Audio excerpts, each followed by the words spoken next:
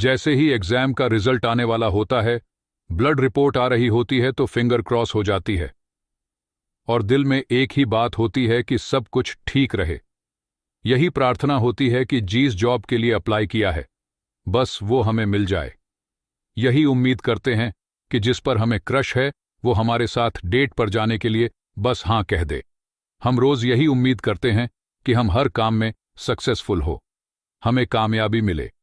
लेकिन क्या आपने कभी ये सोचा है कि आपके आसपास ऐसे लोग कहां से आए जो शायद आपसे ज्यादा लकी थे? ये किस्मत की बात नहीं है। हम सभी जीतने के लिए ही इस दुनिया में आए हैं। हाँ, बिल्कुल आप भी। हम सभी जीतने के लिए ही पैदा हुए हैं। लेकिन कुछ लोग दूसरों से ज्यादा सक्सेसफुल हो जाते हैं। ये सक्सेसफुल लोग जीतने के लिए प्लान करते हैं, जीतने की तैयारी करते हैं और जीत पाने का सपना भी देखते हैं। तो सवाल एकदम सीधा है कि हम उन लोगों जैसा कैसे बन सकते हैं? इसी का जवाब है आज की यह समरी, जो आपको वो चीज पाना सिखाएगी जो आपका दिल सबसे ज्यादा चाहता है। तो आज की समरी है born to win, find your success code, जिसके राइटर हैं जिग जिगलर। तो आइए इस जर्नी को शुरू करते हैं। पहला चैप्टर है वांटिंग टू विन। आप इस दुनिया में बड़ी बड़ी चीजों को हासिल करने के लिए आए हैं। आप में वो टैलेंट और स्किल्स हैं जिनसे आप अपने गोल्स को हासिल कर सकते हैं। अब आप शायद पूछेंगे कि अगर मुझ में कुछ बड़ा कर दिखाने का पोटेंशियल है तो मैं बड़े काम क्यों नहीं कर पा रहा हूं?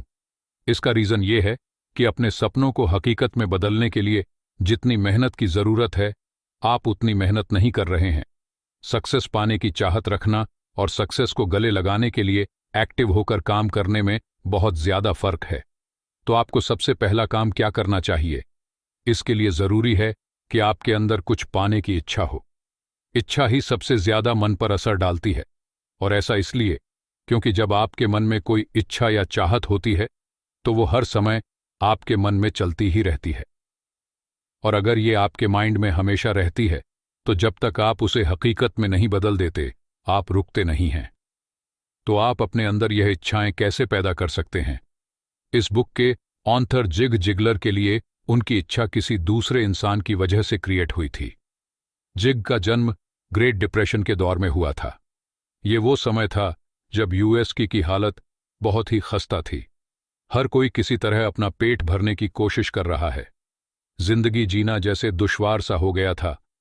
जिसकी फैमिली का भी यही हाल था। अपनी जरूरतों को पूरा करने के लिए वो जी तोड़ मेहनत कर रहे थे। जिग ने बचपन से ही काम करना शुरू कर दिया था।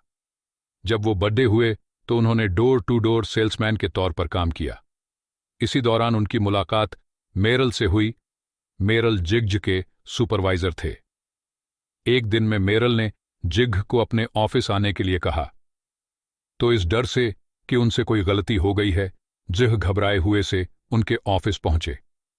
लेकिन जिग को जैसा लग रहा था वैसा कुछ था ही नहीं। उल्टा मेरल तो जिग की बहुत तारीफ कर रहे थे। उन्होंने तो इतनी बड़ी बात तक कह दी कि जिग चाहें तो अपने मनपसंद काम में ग्रेट हो सकते हैं।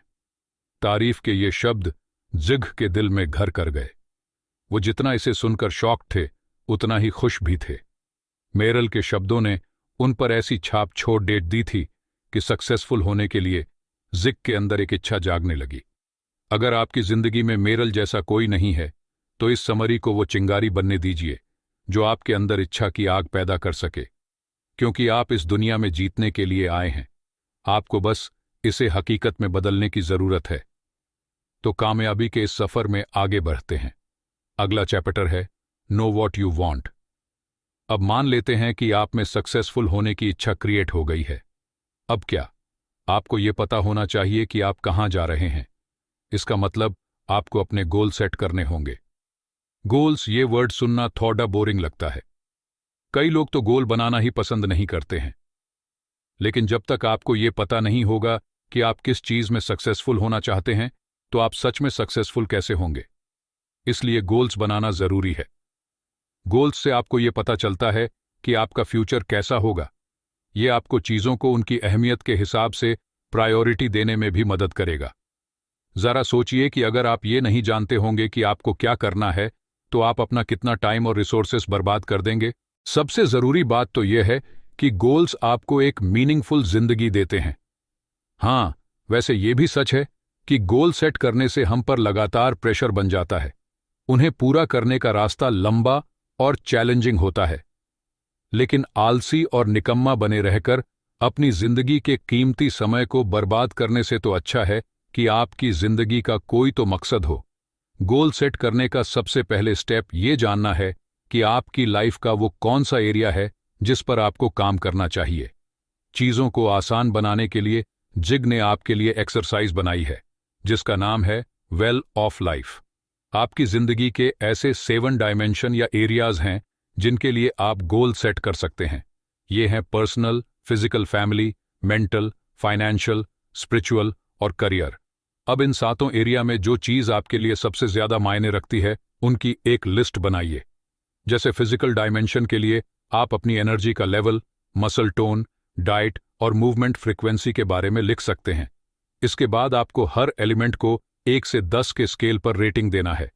1 का मतलब बहुत खराब और 10 का मतलब बहुत अच्छा। जैसे मार्क ने अपने एनर्जी लेवल को 2, मसल टोन को 1 और डाइट को 1 की रेटिंग दी, तो आपको हर डायमेंशन के लिए ऐसा ही करना है। इसके बाद हर डायमेंशन के सभी पहलुओं की रेटिंग्स को जोड़कर 10 से डिवाइड कर दीजिए।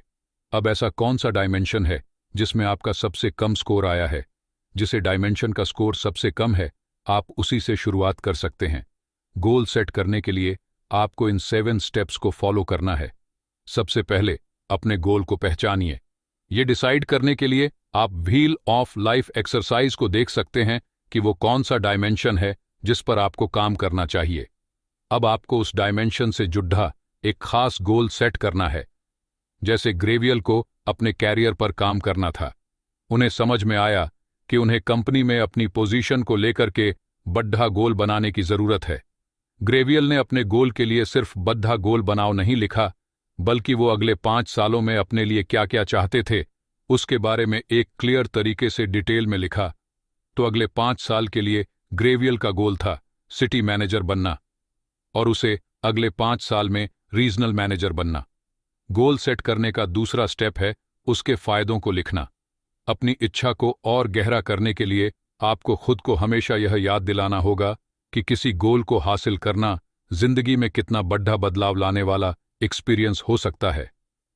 कभी कभी अपने गोल की तरफ काम करना बड़ा ही थकाने वाला और बोरिंग भी आपको लग सकता है। अब आगे तीसरा है कि आपको अपने रास्ते में आने वाली रुकावटों के बारे में भी पता होना चाहिए। आप इस प्रोसेस से चैलेंजिंग सिचुएशंस को पूरी तरह कभी भी नहीं हटा सकते, क्योंकि कुछ सिचुएशंस इतनी मुश्किल होंगी कि आप हार मानने के बारे में सोचने लगेंगे। लेकिन दूसरा स्टेप इसी चीज के लिए बनाया गया है। तीसरा स्टेप आने वाली मुश्किलों का अनुमान लगाना। पोटेंशियल प्रॉब्लम्स के बारे में सोचने से आपको उन पर काबू पाने में मदद मिल सकती है। इस बात में कोई शक नहीं है कि आप पूरी तरह से श्योर नहीं हो सकते कि आपके सामने किस किस तरह की प्रॉब्लम आ सकती है। हाँ, लेकिन उनमें से कुछ के लिए तो तैयार रहने से आपकी जर्नी थोड़ी आसान जरूर हो जाएगी और आपको घबराहट भी महसूस नहीं होगी। चौथा है कि आपको अपनी स्किल्स में सुधार करना होगा और अपनी नॉलेज को बढ़ाना होगा। नॉलेज से आपको चीजें हासिल करने में मदद मिलती है। अगर आप इंजीनियरिंग स्कूल नहीं जाएंगे तो आप इंजीनियर कैसे बनेंगे? दूसरी तरफ स्किल्स वो टूल्स हैं जिन्हें आप नॉलेज से हासिल कर सकते हैं। जैसे आप कॉम्प्लेक्स अपार्टमेंट के लिए एक इंजीनियरिंग कंसल्टेंट बन सकते हैं, क्योंकि आप सेफ्टी प्रोटोकॉल्स में एक्सपर्ट है। किसी भी गोल को अचीव करने के लिए स्किल्स और नॉलेज की जरूरत होती है। अगर आपका गोल एक सक्सेसफुल बेकरी खोलना है, तो आपको अपने बेकिंग स्किल्स को डेवलप करना होगा। अगर आप अपनी खुद की कंपनी के सीईओ बनना चाहते हैं, तो आपको एंटरप्रेन्योरल स्ट्रैटेजीज के बारे में पता होना चाहिए। गोल सेट करने में 5वां स्टेप आता है उन लोगों और ग्रुप्स को पहचानना जिनके साथ आप काम करेंगे। आप अकेले सक्सेस अचीव नहीं कर सकते हैं, इसलिए दूसरों से जितनी हो सके उतनी मदद लीजिए। ऐसे लोगों के पास जाइए जो आपके फील्ड में एक्सपर्ट है। आप दूसरी कंपनीज के पास भी जा सकते हैं, उनसे मदद और सलाह मांगिए। वो शायद आपकी मदद इसलिए कर सकते हैं क्योंकि उन्हें यह पता है कि बिगनर होना कैसा होता है। छठा है एक एक्शन प्लान बनाइए। एक्शन प्लान एक ऐसा स्टेप बाय स्टेप प्रोग्राम है जो आप अपने गोल को पाने के लिए बनाते हैं। अपने एक्शन प्लान को सक्सेसफुल और अचीवेबल बनाने के लिए आपको बहुत सारी नॉलेज और स्किल्स की जरूरत होगी। तो आइए इसके लिए विंस के एग्जाम्पल को देखते हैं। उसका गोल था 10 महीने में 37 पाउंड वजन कम करना। अब शुरुआत में तो यह काफी मुश्किल लग रहा था, लेकिन विंस ने डिसीजन लिया कि वो इसे हर महीने के छोटे छोटे गोल में बदल देगा। विंस को समझ में आया कि उसे हर महीने के लिए एक टारगेट वजन सेट करना चाहिए, तो उसने अगले 10 महीनों में हर महीने 3.7 पाउंड वजन कम करने का फैसला किया। अब इस गोल को पाने के लिए ने अच्छे से रिसर्च की। उसकी इस इच्छा की वजह से उसे अपने डाइट और एक्सरसाइज रूटीन पर टिके रहने में बहुत मदद मिली। गोल सेट करने का आखिरी स्टेप आता है अचीवमेंट के लिए एक डेडलाइन सेट करना। विंस की तरह अपने गोल्स की एक डेडलाइन सेट कीजिए। डेडलाइन रखने की वजह है आपको मोटिवेटेड रखना। खासकर ये आपको एक जिम्मेदार इंसान बनने में मदद करेगा। विंस के लिए यह कहना बहुत ही आसान होगा कि वो जल्दी ही 57 पाउंड कम कर लेगा, लेकिन ये उसे अभी अपने डाइट को बदलने और एक्सरसाइज करने के लिए मोटिवेट नहीं करेगा। तो इस एग्जाम्पल को समझते हुए कि जो हम बोलते हैं वो करना इतना आसान नहीं होता है, ये जानते हुए अब आगे हमें क्या करना चाहिए, इसके लिए अगले चैप्टर की तरफ आगे बढ़ते हैं। एक्सपेक्ट टू विन एक सिंपल सा प्रिंसिपल है जिसके बारे में ज्यादातर लोग भूल जाते हैं, और वह है कि विनर्स हमेशा जीतने की उम्मीद करते हैं और लूजर्स हमेशा हारने की। इसका मतलब है कि आप वही बनते हैं जिसके बारे में आप लगातार सोचते रहते हैं। लेकिन क्या ये इतना आसान है? हाँ, अगर आप जीतने का सपना देखते हैं तो आप उसे सच करने के लिए कुछ भी कर दिखाएंगे। आप प्लानिंग करेंगे, उसकी तैयारी करेंगे और सक्सेसफुल होने के लिए सब कुछ करेंगे। इसका बिल्कुल उल्टा है फेल होना या हारना। अगर आप जीतने के लिए बिल्कुल कोशिश नहीं करेंगे तो आपका हारना तय है। सक्सेसफुल होने की तैयारी करने के लिए ऐसे 3 डायमेंशन हैं जिन्हें आपको बेहतर बनाना होगा, और यह है स्पिरिचुअल, मेंटल और फिजिकल डायमेंशन। यह आप पर डिपेंड करता है कि आप अपने स्पिरिचुअल डायमेंशन को कैसे डिफाइन करते हैं। अगर आप इसे किसी भगवान या मूर्ति से जोड़ते हैं तो उस पर ध्यान लगाइए, उनसे बात कीजिए और उनकी बात सुनिए। लेकिन एक इंसान की स्पिरिचुअलिटी असल में वो है जिसमें वो विश्वास करता है। इसलिए यह जरूरी है कि आप अपनी स्पिरिचुअल डायमेंशन के हिसाब से चले।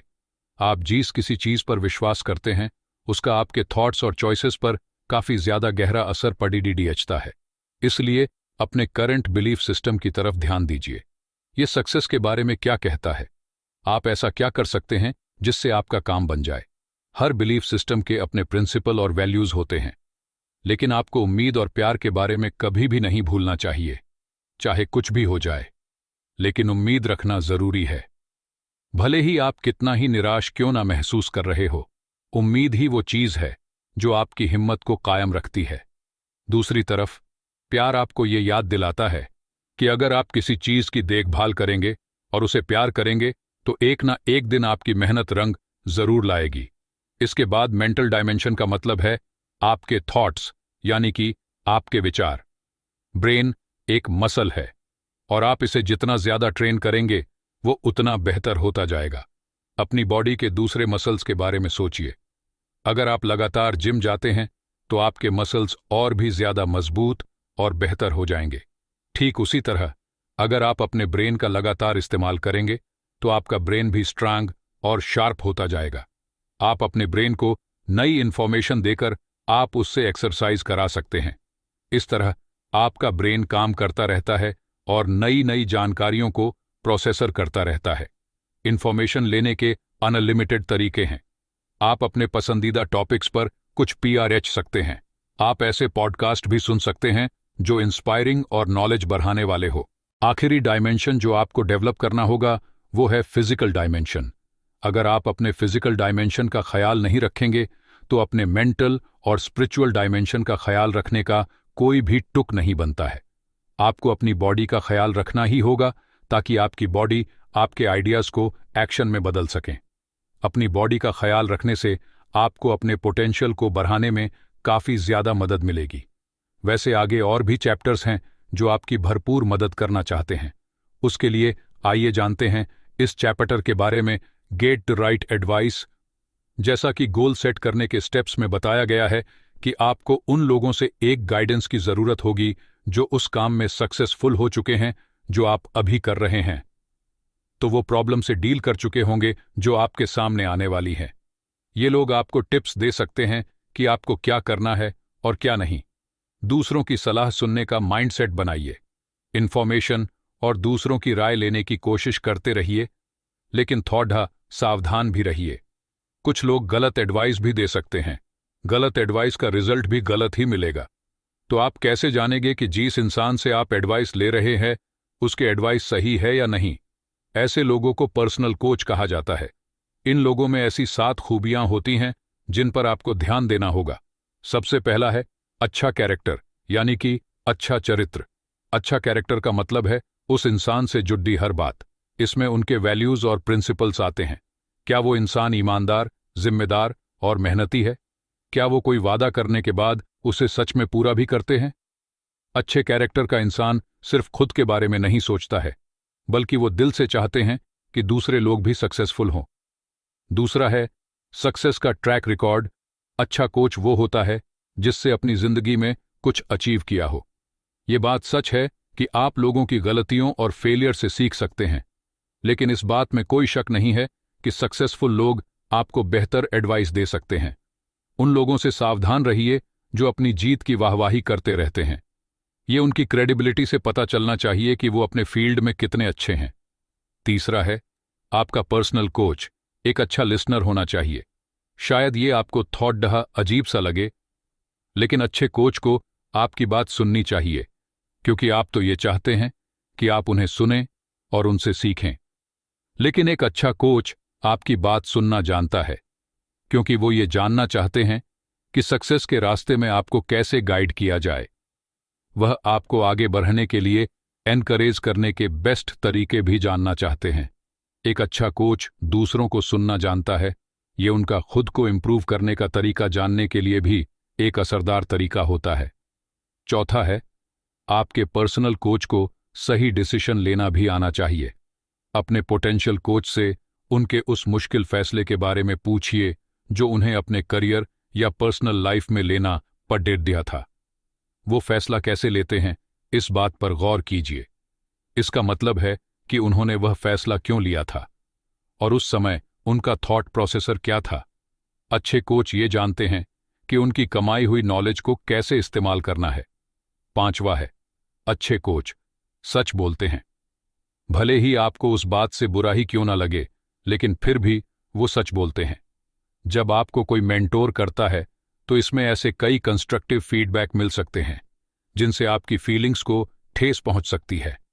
अब अच्छा स्टूडेंट बनने का मतलब यह है कि आप किसी बात को पर्सनली नहीं लेते, क्योंकि आप इस बात को समझते हैं कि खुद में सुधार करने के लिए फीडबैक मिलना कितना ज्यादा जरूरी है। छठी खूबी है पर्सनल रिलेशनशिप्स।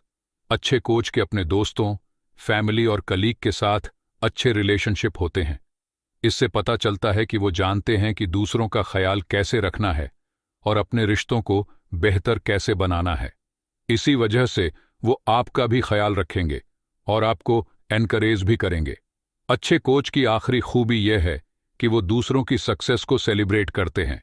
बदकिस्मती से ऐसे बहुत से लोग हैं जो दूसरों को सक्सेसफुल होते हुए नहीं देख सकते, इसलिए वो ऐसे काम करते हैं जिससे दूसरे लोगों के सपने चकनाचूर हो जाएं। ऐसा कोच मत ढूंढिए जो आपको वो कहे जो आप सुनना चाहते हैं। एक अच्छा कोच आपको आगे बढ़ते हुए और जीतते हुए देखना चाहता है, इसीलिए वो आपको चैलेंज करेंगे और आपको अपने लिमिट से आगे जाने के लिए पुश भी करेंगे। बॉस तो सही, एडवाइस किससे और कैसे लेनी है ये हमने जाना। अब अगला चैप्टर है don't worry about the results. हालांकि ये लाइन बहुत ही सही है, लेकिन हमारे लिए काफी मुश्किल है। आइए इस चैप्टर के लिए बेसबॉल के प्रोफेशनल बॉलर्स का एग्जाम्पल लेते हैं। ज्यादातर देखा गया है कि पिंस की तरफ बॉल फेंकने से पहले बॉलर्स एक छोटा सा काम करते हैं। कुछ लोग बॉलिंग ग्लव पहनते हैं और पिंस पर लेजर फोकस लगा देते हैं। कुछ ऐसे भी होते हैं जो अपने पॉस्चर और फेशियल एक्सप्रेशन को बार बार ये जस्ट करते रहते हैं। अब इस बात में कोई शक नहीं है कि बॉल को फेंकने के बाद उसका डायरेक्शन बदलने के लिए वो इंसान कुछ भी नहीं कर सकता। तो अपने गोल्स के रिजल्ट का इंतजार करना बिल्कुल बॉलिंग करने जैसा ही होता है। बॉलर पिंस को हिट करने की तैयारी करता है, जो बिल्कुल अपने गोल्स को सोच समझकर सेट करने जैसा है। अपने गोल्स को क्लियर बनाकर, बहुत सारी नॉलेज और स्किल्स को सीखकर और अच्छे कोच से मदद मांगकर आप इसकी तैयारी करते हैं। लेकिन जब आपके गोल की तरफ आपका काम शुरू हो जाता है तो आप इंतजार करने के अलावा और कुछ नहीं कर सकते। अब इसका मतलब क्या है? इसका साफ मतलब यह है कि जो एफर्ट, डेडिकेशन और कमिटमेंट आपने अपने गोल्स में लगाया है वो खुद इसका जवाब होंगे। आप रिजल्ट को बदल नहीं सकते। अगर आप अपने गोल्स को सीरियसली लेंगे तो ये आपके रिजल्ट में साफ साफ दिखाई देगा। फिक्र करने से रिजल्ट नहीं बदलेगा। इससे न सिर्फ आपको नेगेटिव थॉट्स आएंगे, आप खुद पर और अपनी कैडी मेहनत पर डाउट करने लगेंगे। ये बड़ी प्रॉब्लम इसलिए है क्योंकि खुद पर डाउट करने से आप कोई भी काम करने से खुद को रोकने लगेंगे। तो सवाल ये है कि आप चिंता करना बंद कैसे कर सकते हैं? इसके लिए आपको एक्सपेक्ट करना शुरू करना होगा। लेकिन इन दोनों में क्या फर्क है? एक्सपेक्ट करने का मतलब है खुद को अपने एक्शन और आपके लिए गए फैसलों को याद दिलाना और उनसे रीजनेबल उम्मीद रखना। जैसे पर्सी अपनी डाइट और एक्सरसाइज के जरिए अपनी हेल्थ का अच्छे से ख्याल रखता आया है, इसलिए वो अपने मेडिकल रिजल्ट से ये एक्सपेक्ट कर सकता है कि उसकी हेल्थ पहले से थोड़ी बेहतर तो हुई होगी। एक और एग्जाम्पल से हम इसे समझते हैं। मेडी ने डिसीजन लिया कि वह अपने पैसे को सोच समझकर खर्च करेगी। ऐसा करने के लिए उसने पैसा सेव करना और एक डाइवर्स पोर्टफोलियो में इन्वेस्ट करना शुरू किया। 2 साल के बाद मेडी ये एक्सपेक्ट कर सकती है कि उसका फाइनेंशियल फ्यूचर सिक्योर होगा।